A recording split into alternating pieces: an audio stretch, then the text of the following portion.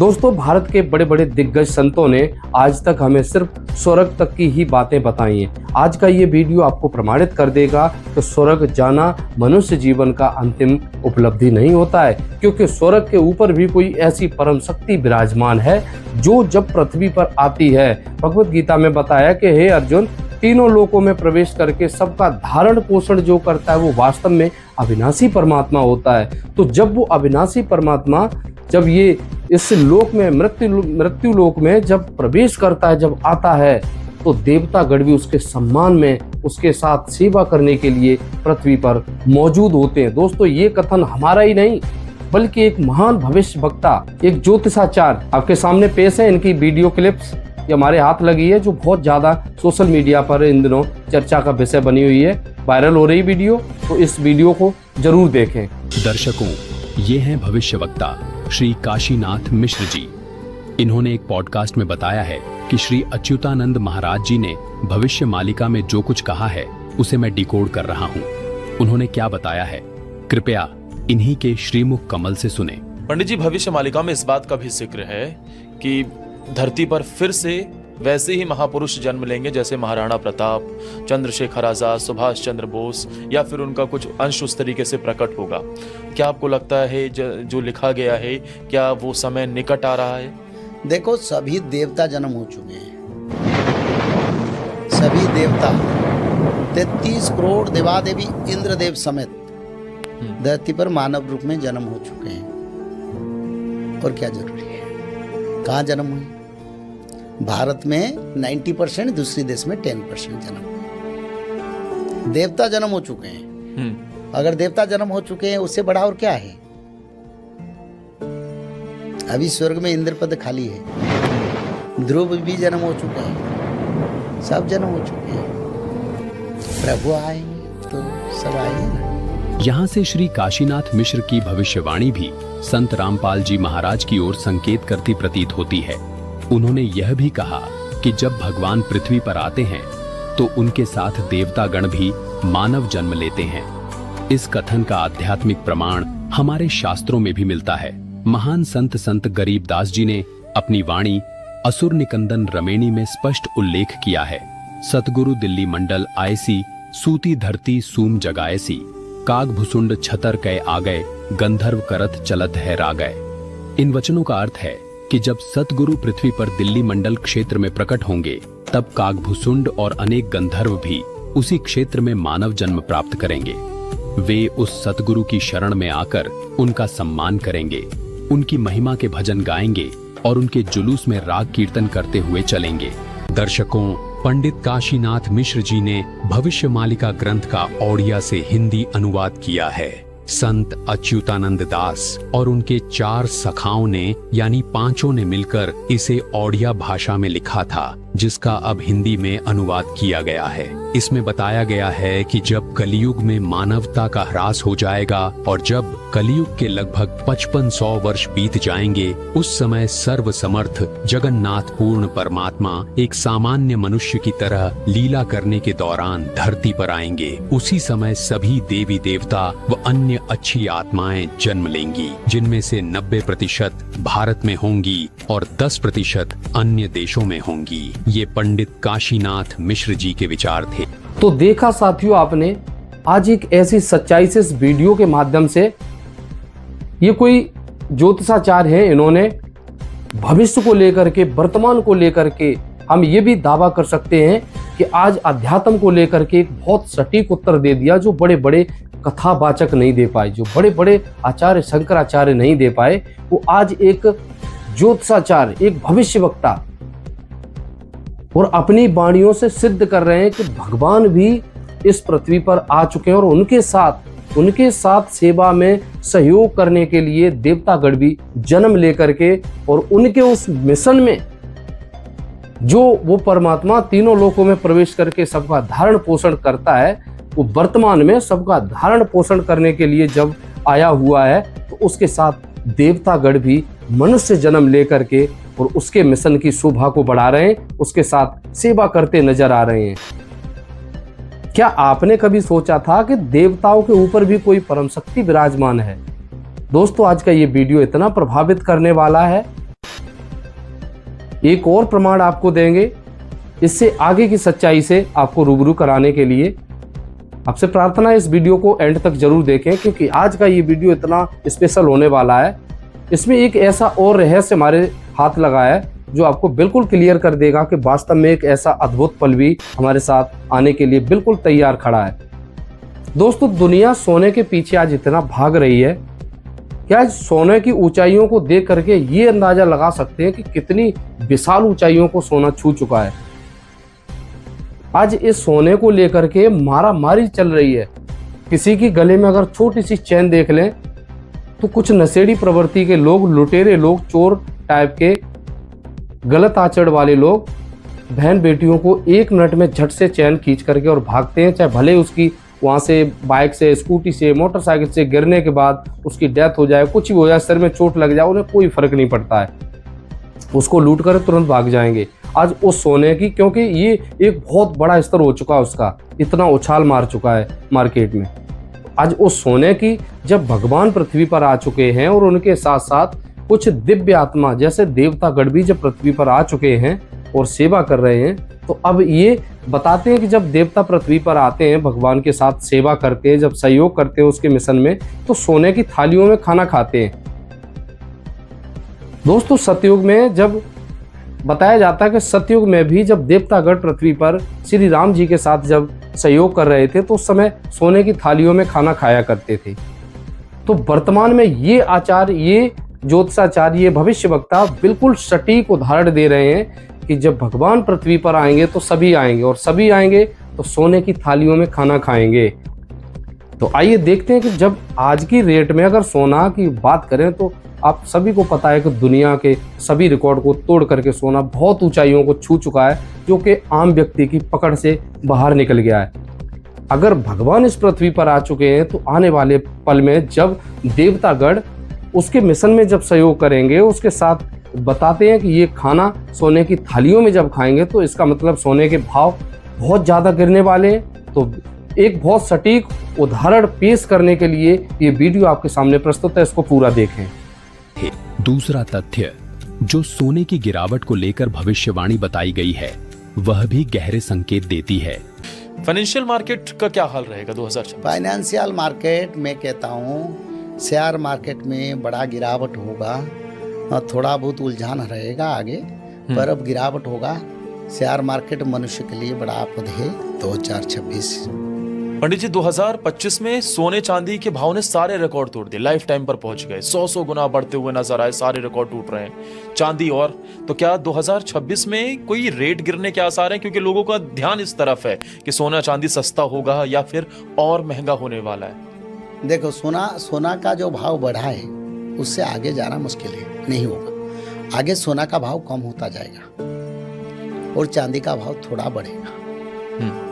ऐसे समय आएगा सोना चांदी का भाव 10 रुपया में भी कोई नहीं लेंगे, वो 2028 का बाद में कहता हूँ। तो जो लोग सोना चांदी में इन्वेस्टमेंट करते हैं वो क्या 2-3 साल के लिए करते हैं? तो 3-4 साल के बाद तो सोना चांदी का गिरावट इतना होगा, कोई उसको पूछेगा नहीं। तो इसमें क्या विचार है? यानी 2028 में 10 रुपए किलो सोना मिलेगा? 28 के बाद कम होता जाएगा, बहुत कम होता है। 2034 तक सोना चांदी को पूछेंगे नहीं। जो सतयुग निर्माण होगा, लोग सोने के थाली में खाएंगे। आज स्टील का कीमत क्या है? 60-70 रुपया। ऐसा होगा और क्या? सोना के थाली में, सोने के थाली में लोग खाएंगे ना। सतयुग गोल्डन एज है ना, तो 2032 का बाद ऐसी स्थिति होने के लिए शास्त्र में लिखा है। यदि हम वर्तमान स्थिति को ध्यान से देखें तो यह बात स्पष्ट होती है कि यह संकेत भी संत रामपाल जी महाराज के विषय में ही प्रतीत होता है, क्योंकि संत रामपाल जी महाराज के आदेशानुसार उनके करोड़ों अनुयायी स्वर्ण का उपयोग नहीं करते। दर्शकों, संत रामपाल जी महाराज इसका कारण बताते हैं कि जब धर्मपरायण राजा परीक्षित के राज्य में कलयुग ने अपने पैर पसारने चाहे तो कलयुग के प्रभाव से राज्य में अनिष्ट और अप्रिय घटनाएं होने लगी।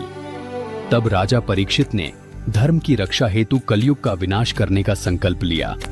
मृत्यु को सामने देखकर भयभीत कलयुग राजा के चरणों में गिर पड़ा और करुण पुकार करते हुए प्राण भिक्षा मांगने लगा।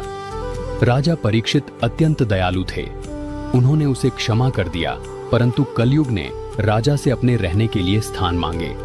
तब राजा ने उसे केवल 4 स्थानों पर रहने की आज्ञा दी। पहला, जहां शराब का सेवन होता हो। दूसरा, जहां परस्त्री गमन अर्थात वेश्यावृत्ति हो। तीसरा, जहां जुआ खेला जाता हो। और चौथा, सोने में। समय का चक्र देखिए। एक दिन राजा परीक्षित वन में शिकार खेलने गए और अपने मार्ग से भटक गए। उस समय उनके सिर पर सोने का मुकुट सुशोभित था। कलयुग को अवसर मिल गया और वह एक सूक्ष्म मक्खी का रूप धारण करके उसी स्वर्ण मुकुट पर बैठ गया। मार्ग खोजते हुए राजा एक आश्रम में पहुंचे। वहां एक ऋषि अपनी गहरी समाधि में लीन थे। राजा ने उनसे नगर का मार्ग पूछा, परंतु समाधि में होने के कारण ऋषि मौन रहे। सोने के मुकुट में बैठे कलयुग के नकारात्मक प्रभाव से राजा में दुर्बुद्धि उत्पन्न हो गई।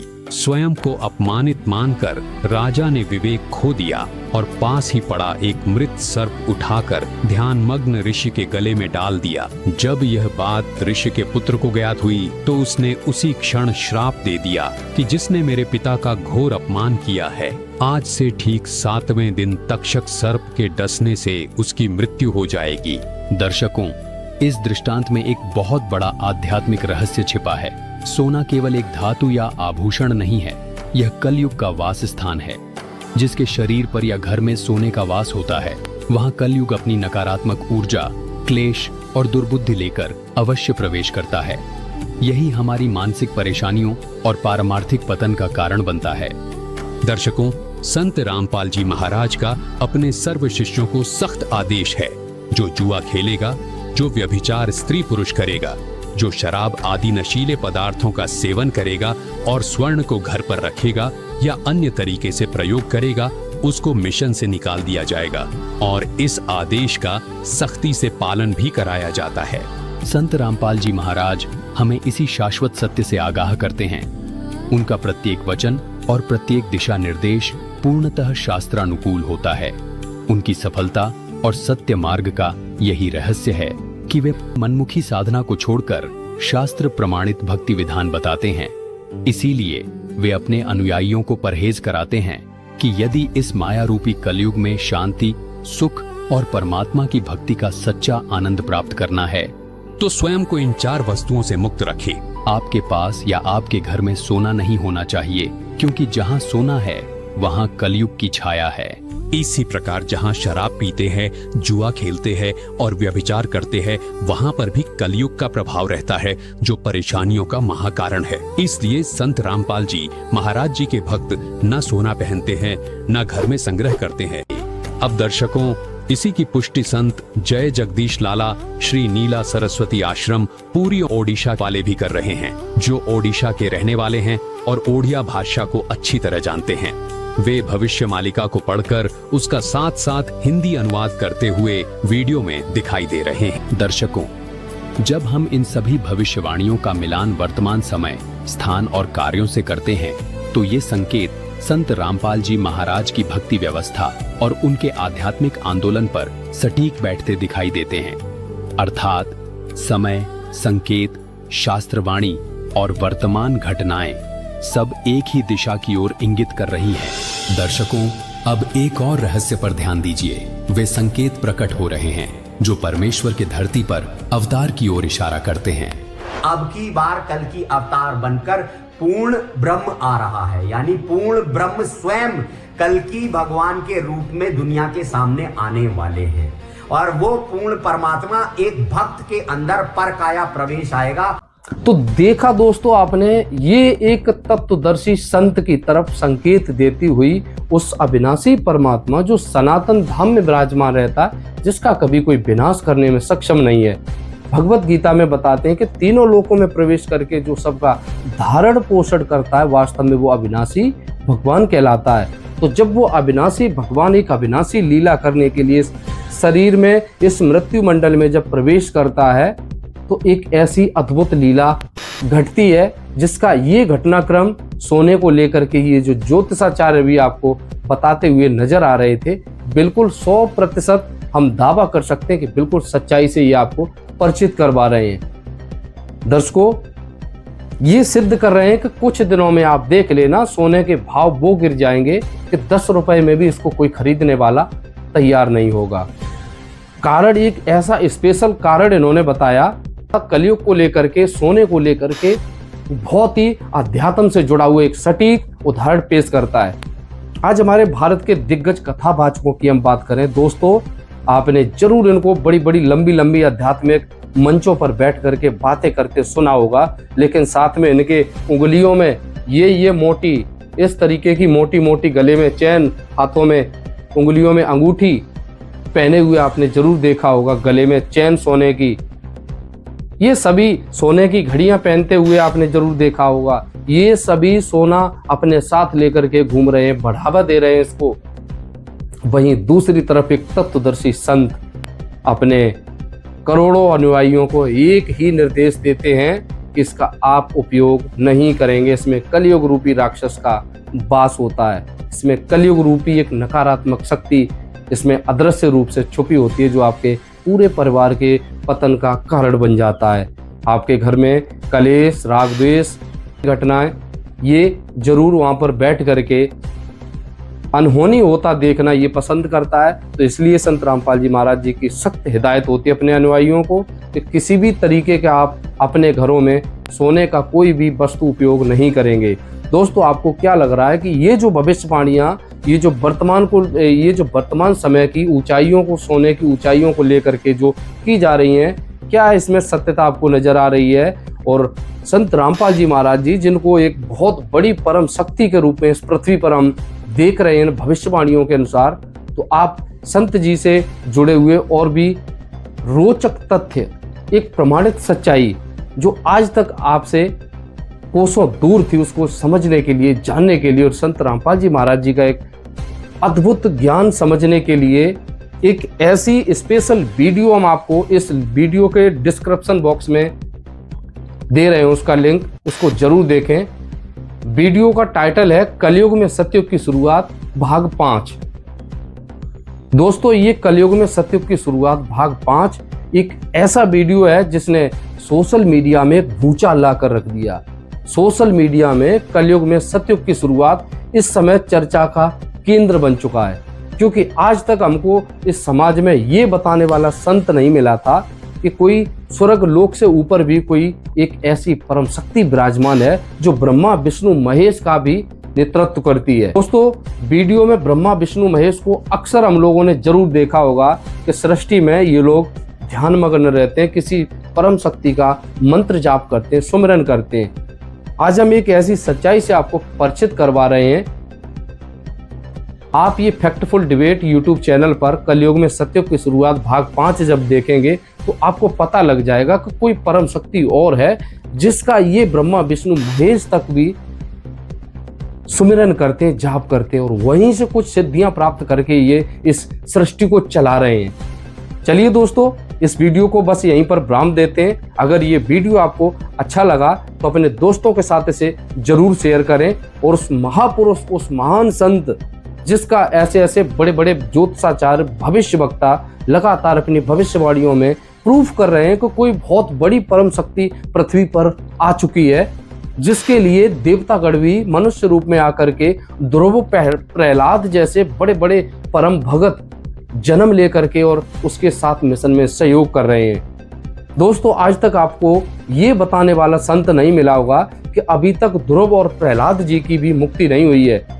आज का ये वीडियो आपको बिल्कुल स्पष्ट कर देगा कि वास्तव में ध्रुव और प्रहलाद अब इस समय आकर के भगवान की अद्भुत सेवा करके और मनुष्य जन्म का जो वास्तविक मूल उद्देश्य होता है मोक्ष प्राप्त करना, तो वो मोक्ष प्रदान संत रामपाल जी महाराज जी के पावन सानिध्य में करने जा रहे हैं।